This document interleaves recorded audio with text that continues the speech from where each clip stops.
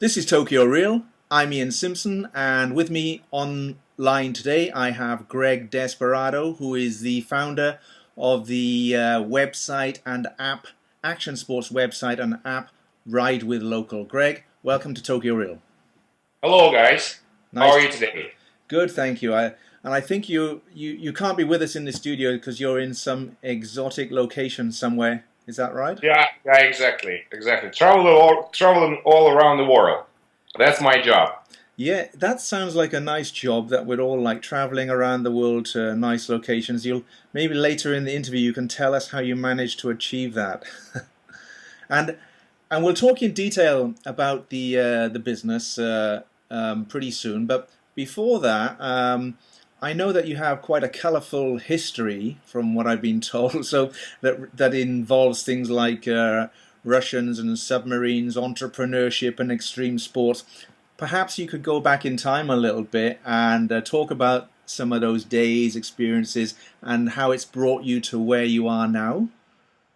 All right. So let me start then with this. I was born 12th of April 1979, and 12th of April is a very sacred date for all the Russian people, hopefully for some of the world people, because on the 12th of April 1961, Yuri Gagarin is here. Oh It yeah, is one uh, of my made, heroes. Yeah, made a first flight to space. So I consider myself a little bit of a spaceman. yeah.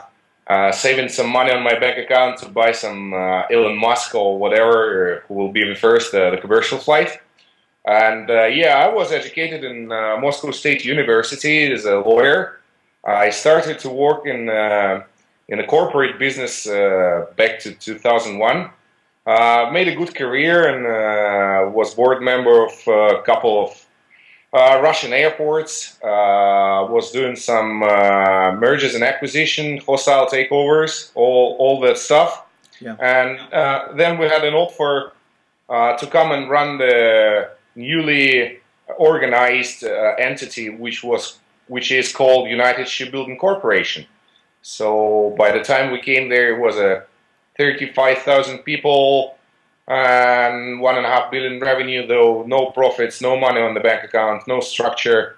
So I was building all this with the team of the guys. And when I left the company in 2013, it was 80,000 people and 5 billion revenue. So I was the second guy in charge Mm. of this company running all the corporate side. Though it was quite a hard business, you know what is Russians, what is submarines, all that stuff.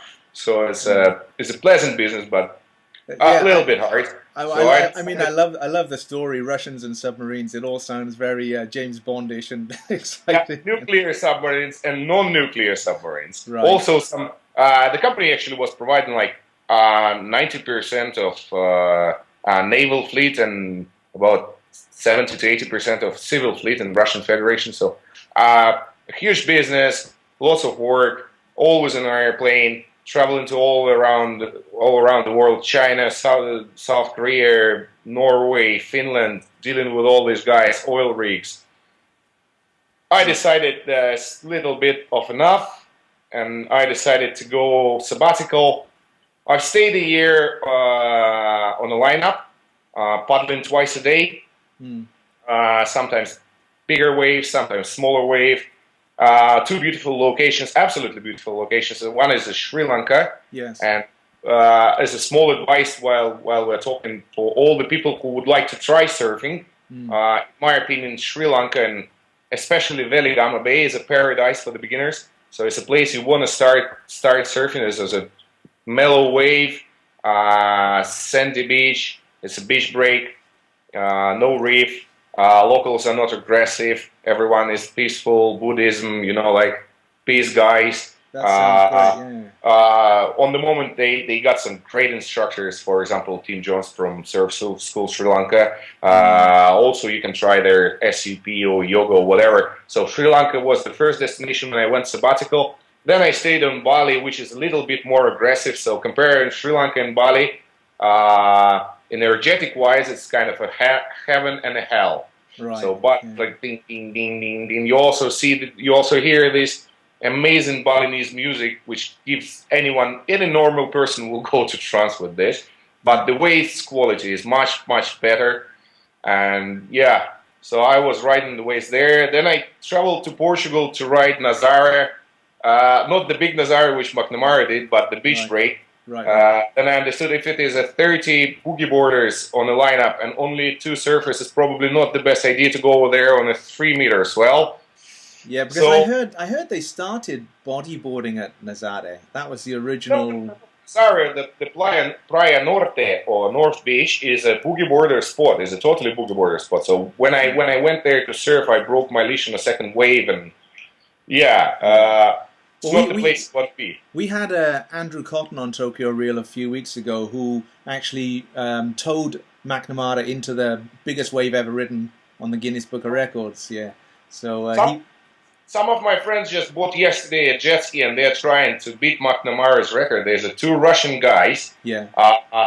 One is unknown. Another one is Andrew Carr. Actually, is a multiply times world champion in wingsuit. And he's 29 years old or something, and he said that my goal in life is to beat Macnamara's wave. So probably later on this year or next year, you will see some Russians, God bless them, riding the biggest wave in Nazare. So, Macnamara, you better take care. Yeah. So after this, I entered London Business School. I decided that's enough of being on a vacation. I need to do something with my brains and with my education. I always wanted to have some international kind of education. This Russian system is a little bit different, and being a lawyer doesn't give you any chance to do something outside Russian Federation because of lawyers are basically binded to the land. Yeah. So I decided to enter this school. And as well, I decided this to do in July. The possibility was London Business School. Right. So I entered the senior executive course. It's called Sloan. It was invented by General Motors director Arthur Sloan for the people who started to work without any education, and then when they reach a certain level of authority, there was lacking some knowledge. So in 1936, before any terminology of Master of Business Administration arrived, MBA, Arthur Sloan designed this course. So finally, it was rolling, and from 1976, London Business School is doing this course. It's an amazing course. I've met a lot of nice people, interesting people. It's one of the best experiences in my life. Right. And while I was studying there, the school is put a lot of effort in making people more entrepreneurial. So I decided to make my own company, which I've never done. And I founded Ride with Local. Right. And that's how you ended up where we are now, Ride with Local. Yeah, correct. So I've ended up in this. I mean, you've got a strong background in business then anyway, and they must have been very happy with you at the submarine shipbuilding company, increasing their profits by that much and their workforce. So it's all. But you had no experience in an online business up to this point, did you?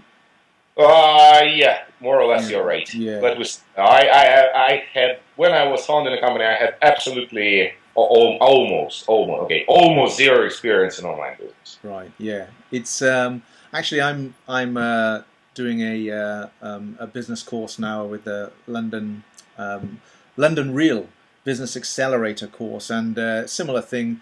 I'm trying to take Tokyo Reel to the next level, so you'll probably see us upping our game over the next couple of months, and hopefully you'll be part of that.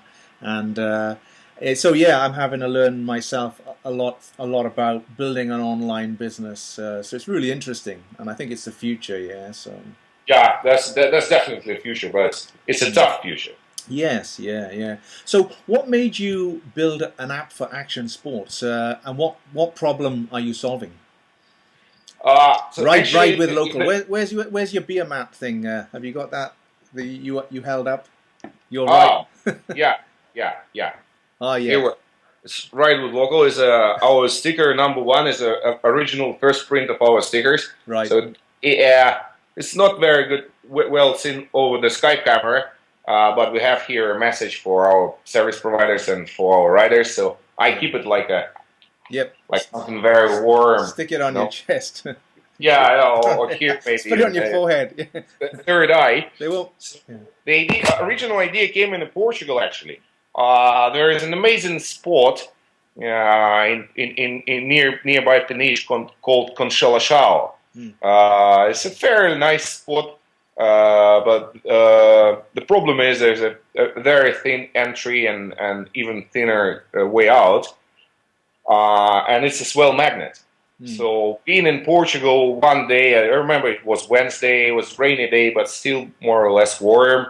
So the water temperature was like 19 degrees or 18 degrees. So me coming on a car to this spot, and I see there's this absolutely perfect waves, like 9 feet swell, absolutely perfect, glassy waves, and there are 0 people in the lineup.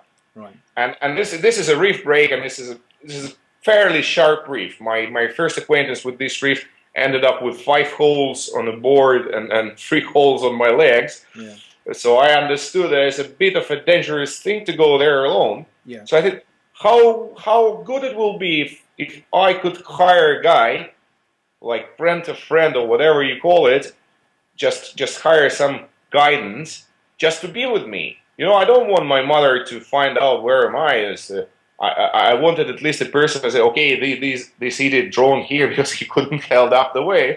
Yeah. But whatever, there was no people around. There was no any assistance, no accompanying. So I decided probably this is a business niche. Because there's a lot of people traveling all around. They want it everywhere, I mean, literally everywhere. So I had these bad experiences before when I decided to go off-piste in Ischgl alone, just following by the tracks. And you know this old country song, never go where husky go, never eat the yellow snow. So I decided to go where husky or local people go, and it ended up in a huge fall from the rock. Thanks God it was no big problem, but a couple of big scratches on my helmet.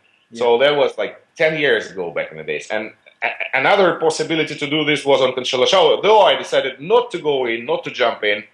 Yeah, I played the chicken, sorry about that.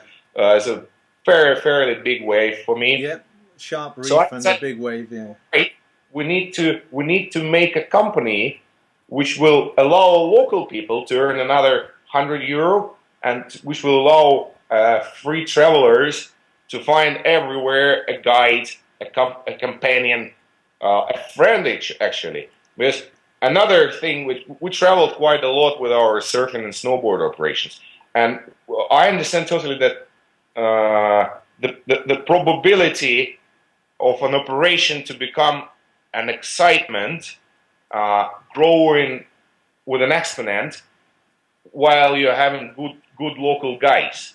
So it was in Costa Rica we had Diego Naranjo, who is 13-time national champion, and his wife is she was in top 20 women surfing around the world in WSL. So, and these guys provided us with the local experience. In Canada, in BC, we had like Shin Campos, is a guy who was leading in the Olympic fire while jumping over the torch with a smaller torch, and he was throwing this torch in the Olympic fire. So he's a legend of Canadian snowboarding, as well as Cale Stephens. So these guys was riding with us in British Columbia, and when these kind of people is working with you, your user experience become significantly better. Yes. So, and in London Business School provided me, with this spirit. Okay, we can do. I would like not to say this phrase, but we can do.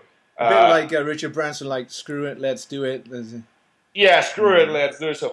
So that's how the idea came. That's how it was started. So I found some people back to my motherland, and because of the currency fall, there was quite competitive price wise. So we started to build this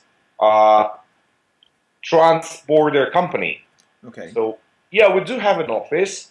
It's a small office for the people in Russia, though at the same time Our content director is in Paris. Our copywriters are in Britain. Our digital marketing guy now is in Italy, but he lives in Bali. Right. I'm traveling all around the world. We have ambassadors in 28 countries, 59 cities or something like this. We have service providers, but in 28 countries, mostly we have ambassadors. Yes. Some of them are traveling from country to country. Some of them are based there. So So you're like a virtual CEO then, basically. yeah. So it's like this, and So yeah. so you So got you got your instructors here, and you got your customers, your clients here, and you're marrying the two together yeah, for well, say there's a classical marketplace. It's a yeah. classic marketplace. There is some perks on top. So we're providing guys with a widget. There's to build a website. Even today is a commodity. Mm. It's not a big problem. It still takes like tens of hours to integrate the payment system, and you need to have a significant revenue again to do this. Otherwise, it will cost you like tens of $1,000s. You can integrate PayPal, not the best way, and it's quite expensive actually. So Yes. we're providing at the very low commission. Let I say it's now 3.5%. We're providing a widget which you can integrate in any website. Okay. So, for example, Mr. X of Portugal sitting on Conchilachao having like 5 his own boards and a small website. But it can be our widget, and the guy could receive money online. What is the problem actually? That lots of people are weekend surfers, Yes. like yeah, there's Iron Maidens and Weekend Warrior. So for a weekend, people goes to surf, and on a Friday evening, they be a little bit drunk. I say they decided to go surfing. They have more booze and more booze and more booze, and they couldn't wake up on Saturday. But the instructor doesn't know about this. An instructor is already allocated some time, which he possibly could allocate for another guys. But though he has cash transactions, he purely lose money. With our widget and with our website, he say, okay, guys, you want me to book on Saturday morning, 9 a.m.? All right, go online, pay it with a credit card. Yep. And then he doesn't really care, will the client arrive or not? Because If the client they paid up not, front. he still have his salary. He Yes. still have his money.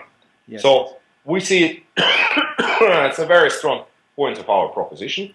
Yes. Yeah, and yeah, we are making a lot of online activities in social media Mm. with advertising. We have our blog at blog.ridewithlocal.com. So Yeah. So uh, actually, where can people find you? They can find you on ridewithlocal.com. Yeah. they can find us on ridewithlocal.com. Okay. Our blog is blog.ridewithlocal.com, and they also can find us in App Store or in Google Play, Okay. because we simultaneously developed a website and a mobile apps. Because we think that the future of the internet is a mobile internet. So if you'll take Indonesia, which is absolutely number one booming market now with an internet, there is no PC internet. There is no stationary computer internet. Like 70% of the internet or 80% of the internet in Indonesia, and Indonesia is a 300 million country, 300 million people country. Yeah. 70% is a mobile internet, and it costs nothing. The LTE connection, which allows you to surf whatever you streaming video, whatever you can do, it's LTE is a fourth generation, fifth generation connection on your mobile. So Mm. yeah, the future is there. The future is in your hand. Mm. Sooner or later, we will see that the notebooks or stationary computers will be used only by professionals who need them every day, and all the people will use just mobile devices. So we developed this. Mm. You can go and download it from any store you like, whatever you have an Android and an iOS. Yeah, or you can just go to our website from your mobile, because we have an adaptive website for a mobile version. Okay. So if I was an instructor and I wanted to be registered with you, how would I go about becoming a registered instructor for you? You just go for a website and push a button, become a local. Right. We're an open platform, Hmm. and then it depends, significantly depends where you're located. So with the rules and legislation all around the world is slightly different. So in Sri Lanka, for example, there is no certification. Right.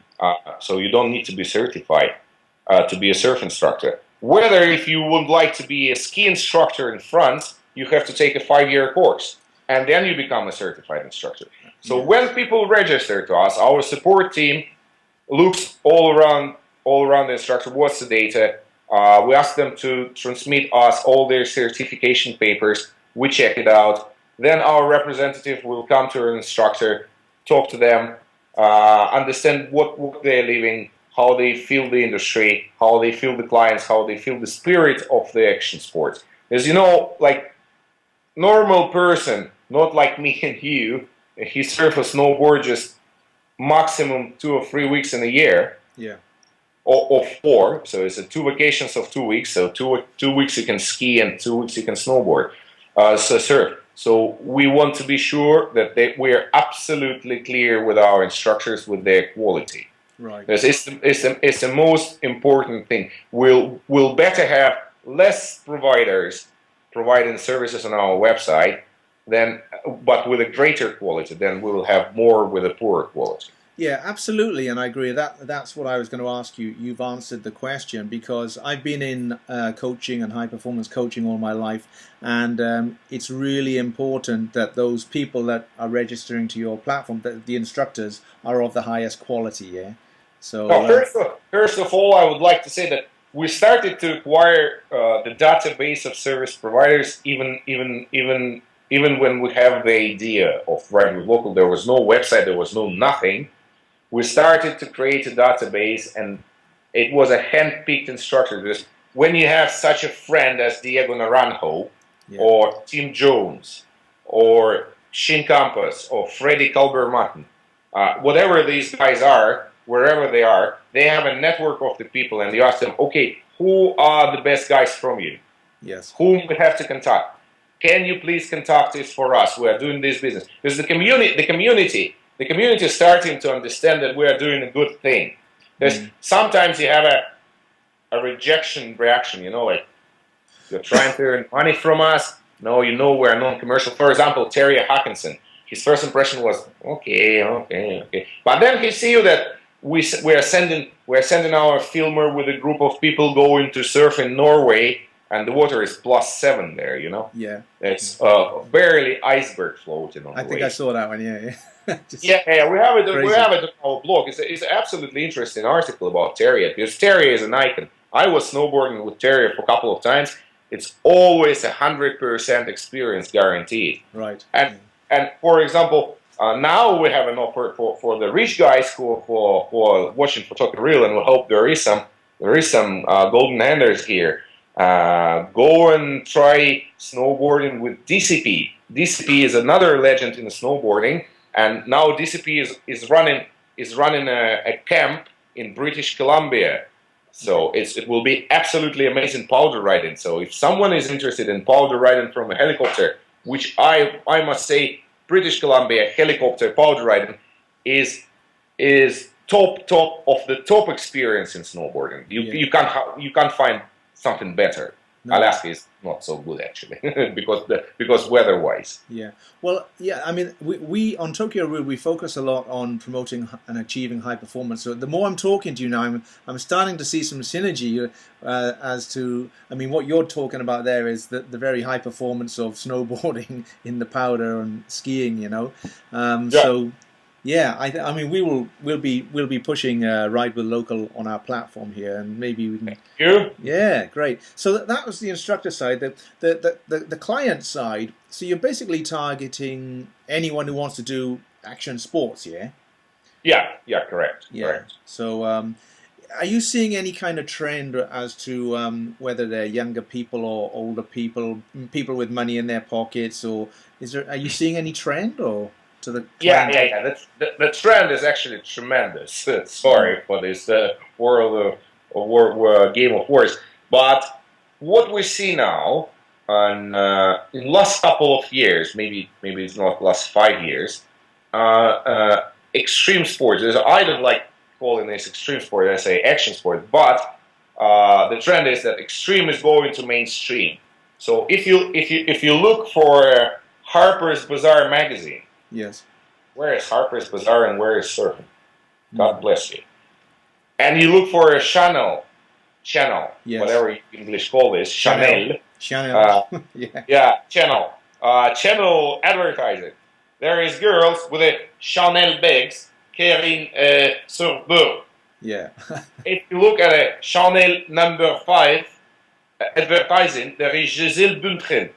You know, Giselle Bundchen is a famous supermodel, and this famous supermodel is surfing. Yeah.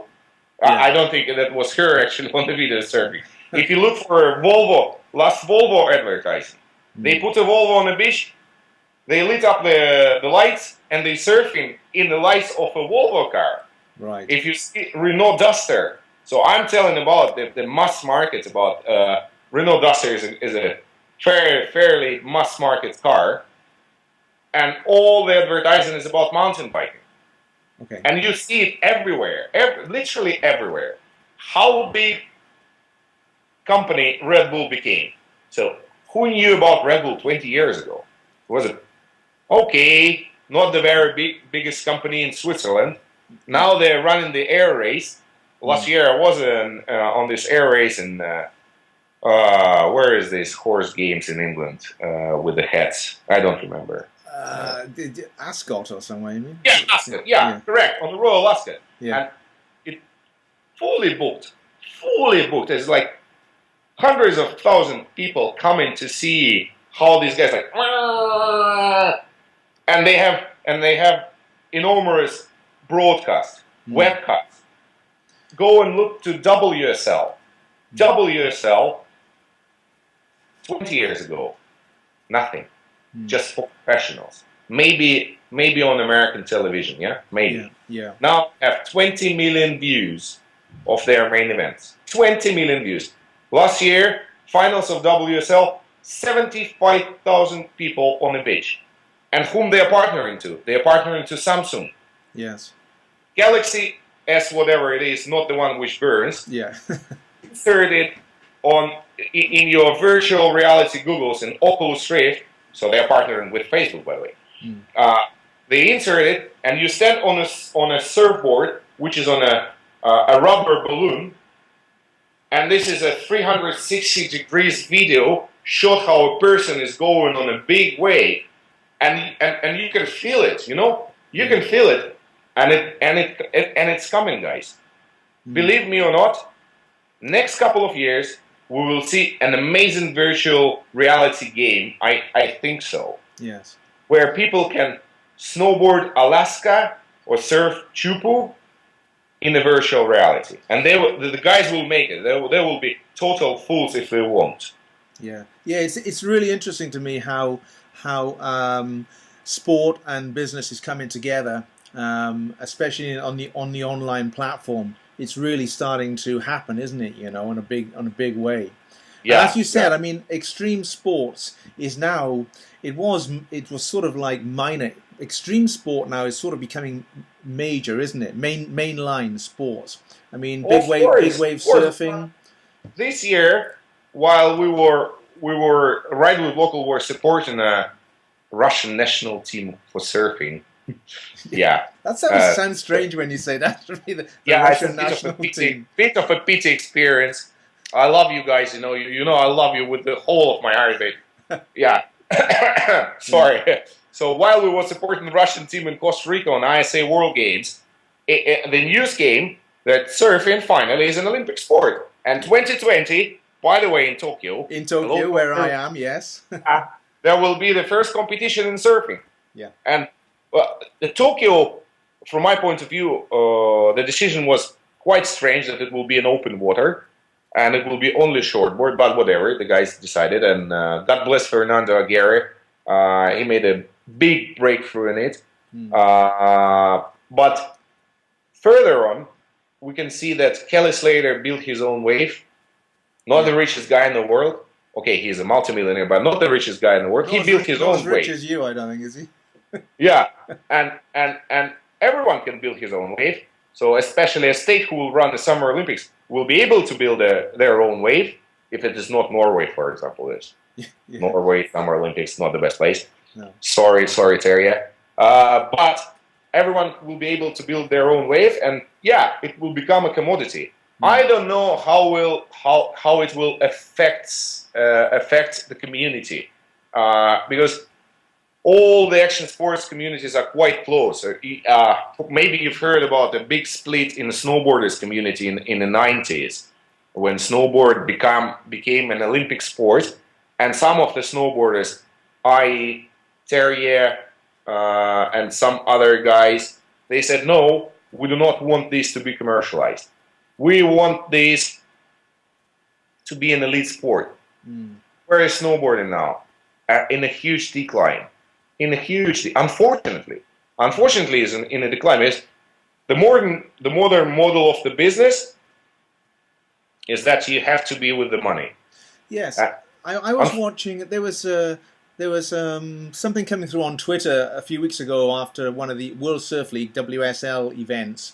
And some of the old-time pro surfers were complaining that the WSL had sold out because why the hell are they linked with Samsung? What have Samsung got to do with surfing and all that? And I'm thinking, these guys, they're just missing the point, aren't they? It's, you know, you can't grow your business and grow your sport, your industry, without being with the main players. And the main players who bring the technology to take it from the beach into the homes are companies like Samsung. It has to be. It has to be. But you've always got your soul surfer versus your pro surfer, and some people just, well, I don't want the sport to change. I just still want to be the hippie on the beach who goes and does it. Well, okay, do that, but you know. Ian, with the last Olympics, I might say, thank you, Terje Hawkinson, that you didn't enter this snowboarding madness in Olympic sports, because otherwise we will have the same doping scandals, all the same bullshit which we have around normal sports now. And I hope surfing will not be affected by this, because otherwise it will be a split. The guys will ride the waves and someone will train in the pools. And when these trained guys will come to the lineups, there will be a total misunderstanding, because we surfers, we have a subculture. Yes. We're a subcultural group with own traditions, you know, understanding of a life. Yeah, hippie time is over. Fashion comes back. It's a spiral. Yes. It will come back. Yeah, and I mean, it's like companies like Red Bull. I mean, we used to think, well, Red Bull's a drink, but probably that's just their, well, they probably don't make a lot of money from drinks anymore, do they? Probably make all their money from as a media company, isn't it? Basically, with the extreme sports. No, you are wrong. They have Red Bull have only one production plant, which is situated in Austria, right? And they control the whole process, so they earn a lot of money on the drink, and but I think they also earn some money on the side business like this action thing. So the other way around, then they're promoting it, the drink, through their extreme sports. But they got into everything, haven't they? Now, you know, more or less, yeah. Yeah. So talking about a business point of view on Tokyo Road, we try and help young entrepreneurs. So you've gone ahead and you built your website platform and your app. Now, how difficult was that, number one? And then how do you build a team around it to support it and take your business forward? And also, what are some of the pain points that young entrepreneurs are going to face if they try and do what you have done? It was pretty tough task to do this. Because while I was on the initial stage, when we was starting the business, I was in the process of a full-time education. Yes. To make a Master of Science is not to go in a pub and have a pint. No. It's something different. So you have to read at least 100 pages every day, write 2 to 3 essays every day. Your school starts 8 a.m. 8 a.m. you have to be in the class, and I was like 35 years old, like 8 a.m. in the class. Wow. and it finished 7. And while you finish at 7, you have your mates of your study group, and you have to spend another 2 hours with them. So 9 you leave the school, 9 p.m. you leave the school. There is half an hour to get home. It's 9:30. You have to read this 100 pages, so it comes to 11:30. And while you're doing this, maybe you have some food, then you have to sleep, and then it's again. And it's like 3 or 4 days a week. Another 2 days a week is not so tough. And while this happening, you have breaks in between of your lessons, 15-minute breaks or an hour break for lunch. And while normal people are getting lunch, you are just on the phone. You're 24/7. You're online, writing emails, answering the phone, trying to find the best solution how to run the company. There was a couple of mistakes which I made. Actually, we put too much effort in building an app straight ahead. We had to start with a website, but what's done is done. Yes. So you have to run all this partnership with your friends to find your service providers. So while you're online, you have a database. You always running testing. So a piece of a code arrived. You have to test it, how it works. Okay, it doesn't work here, it doesn't work here. You have to write down all these scenarios. It was fairly small company at the beginning. It was just 4 of us. Lots of work. And it work with design, work with market, with building a Facebook pages. These days, to build a successful web story, you need to be everywhere, literally everywhere. You have to be on Twitter, you have to be on Facebook, you have to be on Instagram, you have to be blogging. You have to be literally everywhere. Yeah. You have to send people emails, reminders. So it's every day, like. Absolutely, yeah, and I'm beginning to learn this at the moment on my course. That you have. That's what they're saying. You have to be everywhere on every platform that matters to you. Anyway, that's important to your business. You have to try and dominate it, and it's a lot of work, isn't it? And I think a lot of entrepreneurs, young entrepreneurs, are under the impression that they can build and set up a business and then step away and let someone run it for them. But it actually doesn't work like that, does it? I'll tell you, not even young entrepreneurs have this feeling. No, all entrepreneurs. It's an entrepreneurial spirit, because why we're risking our own money? Why we're risking our own resources?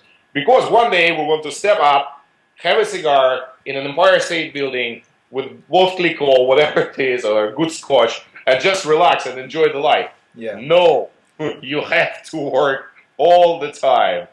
From the moment you started to found the company till the moment you either dead or you sold the company or you busted or whatever it is, or you find the guy who will run it for you. Yes. Till this moment, you have to be 100% on track. Your ass has to be in the business. Either your business will be in the ass. Sorry for this metaphor. You're absolutely right, and that's a great point for our viewers to take note of, because some people have the wrong idea of what it takes to build a successful business. Yeah, for young entrepreneurs, I have an advice, guys. If you decided to start a company, please forget about booze, cinemas, girlfriends, mothers, fathers, family, taking a good time, going to vacation, having a good sleep during the night, whatever. Well, it's okay to go surfing now, yeah? We can go surfing.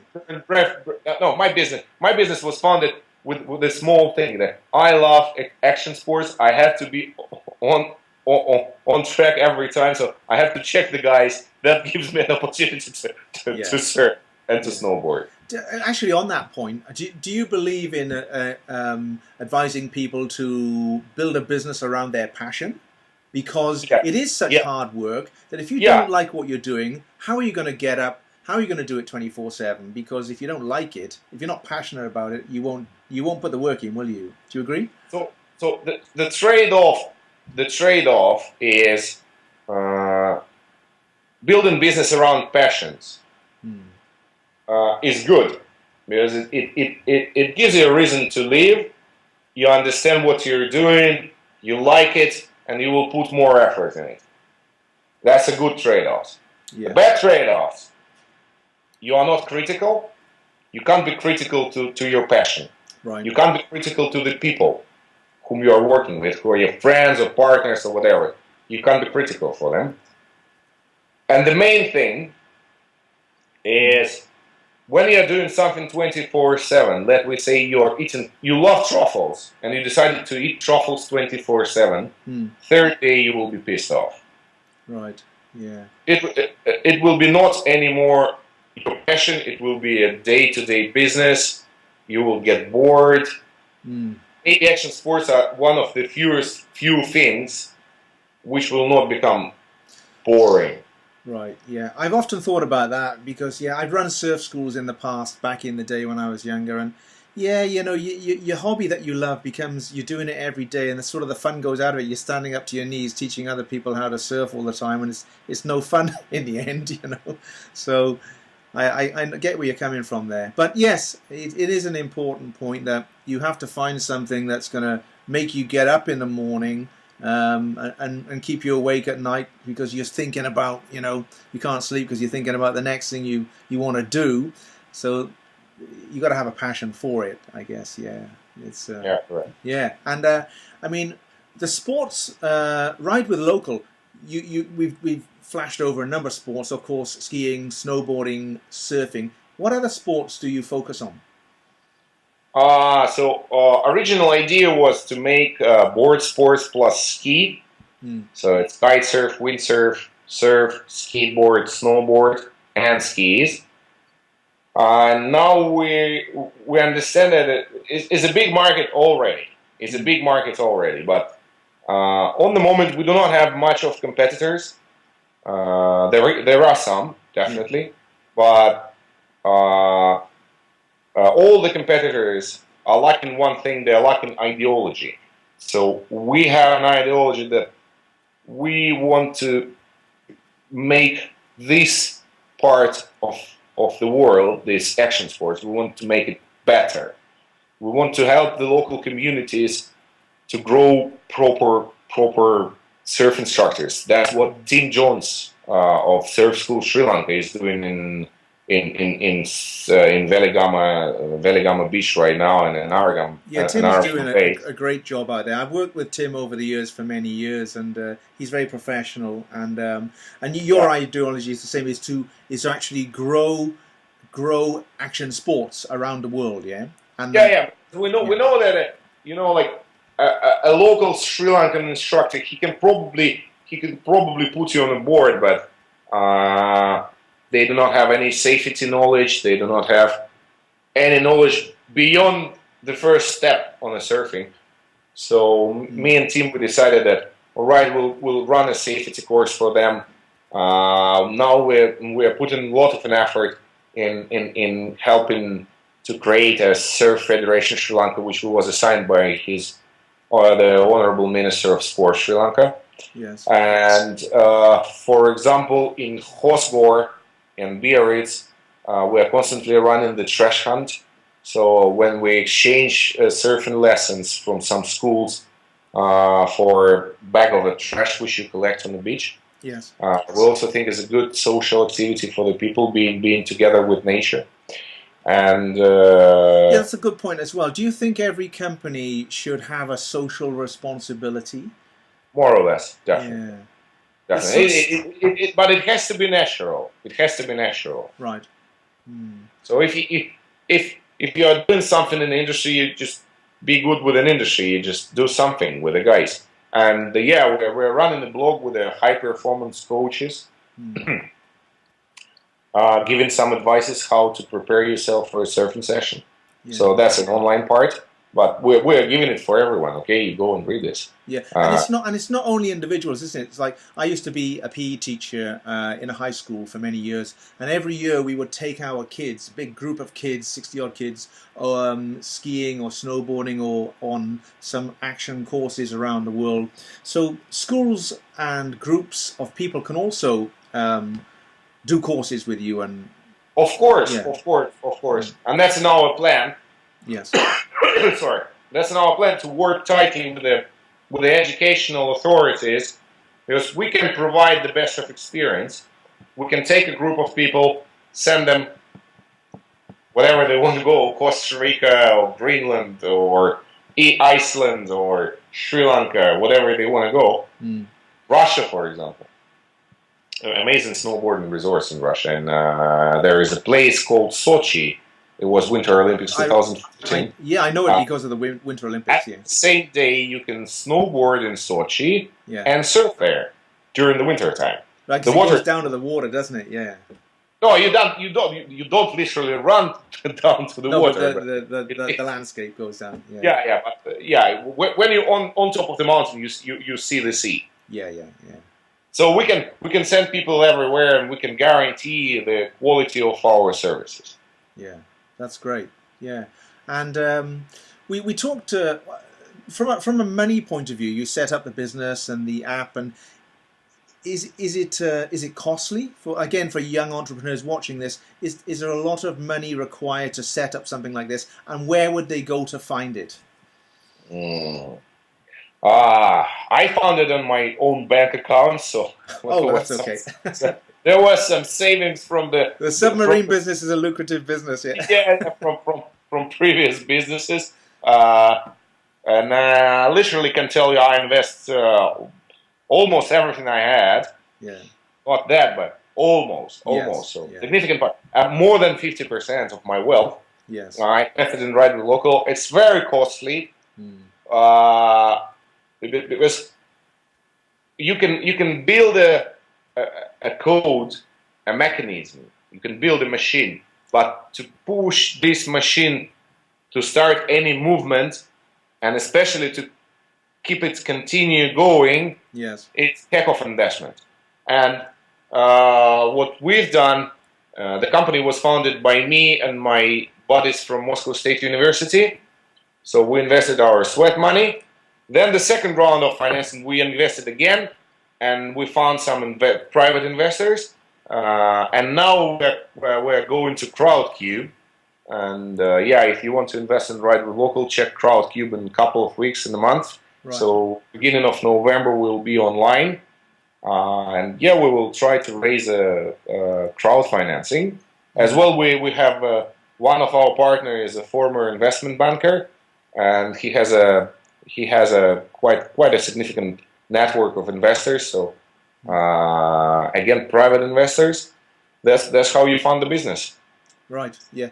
And the near future for you. How are you going to sort of roll it out, push it out? Have you got anything coming online? Are there any new apps coming online that you think might be nice plugins for you that people can use? Or we always think about this, but let me not jump in this discussion.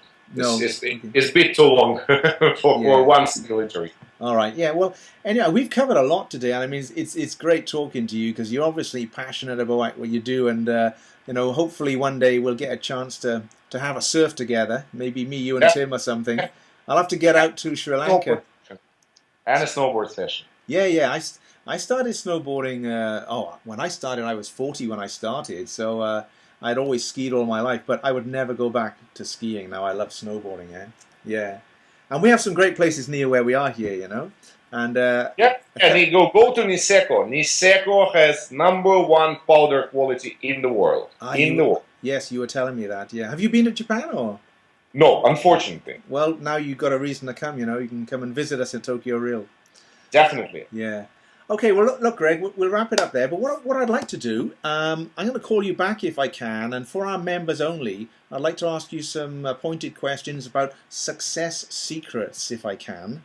All right. Yeah. So it's been intriguing talking to you. I wish you luck with Ride with Local. I know it's going to go big, and we're going to do what we can to stay involved with you and help you promote it, because I think it's great. Thanks for your time, because you told us how busy you are. I can see that running your business. Thank you for giving us your time on Tokyo Reel, and hopefully we can speak to you again soon sometime. Thank you very much, Ian, and have a good day. Yes, Greg, thank you, and I'll call you back later. Ride with Local, guys. Ride with Local. Go for it.